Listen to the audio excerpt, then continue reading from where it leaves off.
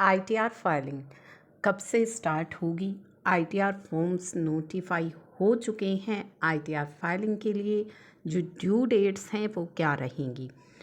तो अभी आपको स्क्रीन पर दिखाई दे रही है ये प्रेस रिलीज़ जो कि आपकी आईटीआर फाइलिंग से रिलेटेड है, जिसमें कि सीबीडीटी ने आईटीआर फॉर्म्स को नोटिफाई कर दिया है फॉर असेसमेंट ईयर 23-24। अब यहाँ पे बताया गया है कि आईटीआर फॉर्म्स ऑलरेडी नोटिफाई हो चुके हैं एंड ये जो आईटीआर फॉर्म्स हैं ये इफेक्टिव होंगे 1 अप्रैल 2023 से, ठीक है। And have been notified well in advance में ही नोटिफाई इनको कर दिया गया है to enable filing of return from the beginning of assessment year से आप जो है फाइलिंग कर सकें। अब in order to facilitate the taxpayer and to improve ease of filing, no significant changes यानी कि बहुत ज़्यादा बड़े बदलाव जो हैं इन आईटीआर फॉर्म्स में नहीं किए गए हैं, ठीक है, in comparison to last year, क्योंकि लास्ट ईयर में जो है चेंजेस किए गए थे बट इस बार ऐसे कोई मेजर चेंजेस आपको देखने को नहीं मिलेंगे। Only the bare minimum changes necessitated due to amendment in income tax act have been made। तो इनकम टैक्स एक्ट में कुछ अमेंडमेंट हुई हैं जिसकी वजह से कुछ मिनिमम जो है चेंजेस आपको देखने को मिल सकते हैं। आईटीआर फॉर्म 1 एंड 4 जो है वो बहुत सिंपल फॉर्म होता है that cater to large number of जो कि small and medium taxpayers file करते हैं।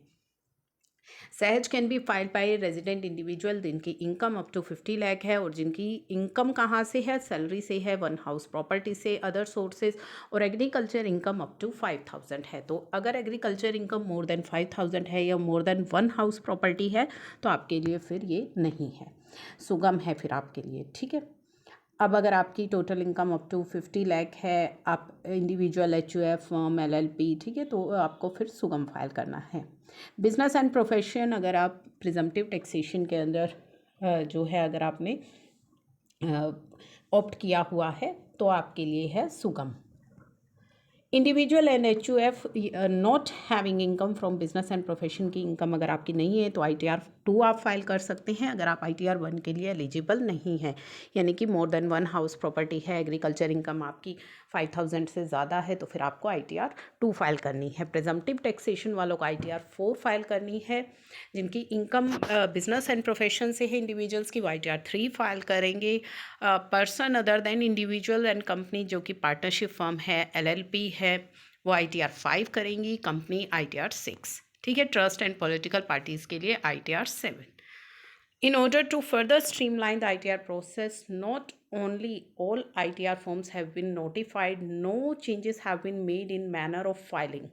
तो फाइलिंग में भी कोई ऐसा मेजर चेंज नहीं किया गया है। तो बेसिकली बहुत ही मिनिमम से चेंज अब की बार आपको देखने को मिलेगी। अब आईटीआर फाइलिंग स्टार्ट कब से होंगी? तो अभी आईटीआर फॉर्म जो है पोर्टल पर अवेलेबल नहीं है, जो कि मोस्ट प्रोबेबली आपको 10 to 15 डेज़ के अंदर हो सकता है मिल जाए। आईटीआर 1 एंड 4 आपको जल्दी ही अवेलेबल करवा दिया जाता है, बाकी फॉर्म्स फिर धीरे धीरे आपके लिए अवेलेबल हो जाते हैं। तो फॉर्म्स अवेलेबल होने का ये मतलब नहीं है कि आपको अपनी आईटीआर फाइलिंग को स्टार्ट कर देना है। आईटीआर फाइलिंग आपको कब स्टार्ट करनी है? जब आपका 26 AS आपका जो है एनुअल इन्फॉर्मेशन स्टेटमेंट अब आपको चेक करनी है, जब सारी डिटेल्स आपकी अपडेट हो जाएं उसके बाद ही आपको आईटीआर फाइल करनी है। सैलरीड है, मेक श्योर कि आपका फॉर्म 16 आपको इशू कर दिया गया हो, उसके बाद ही आप अपनी आईटीआर को फाइल करेंगे। तो सारी डिटेल्स आपके पास पहले होनी चाहिए, उसके बाद ही अपनी आईटीआर फाइलिंग को स्टार्ट करना, अदरवाइज़ बाद में आपको रिवाइज़ करना पड़ेगा अपनी आईटीआर को, अननेसेसरली आप पर कंप्लायंस बर्डन होगा। तो आईटीआर की फाइलिंग आपको तभी स्टार्ट करनी है जब आपकी पूरी डिटेल्स अपडेट हो जाएं पोर्टल पर भी और आपका फॉर्म 16 आपके हाथ में हो। ड्यू डेट की बात करें तो 31 जुलाई ही है आईटीआर फाइलिंग की डेट, जो है नॉन ऑडिट केसेस की। ऑडिट केसेस के लिए 31 अक्टूबर।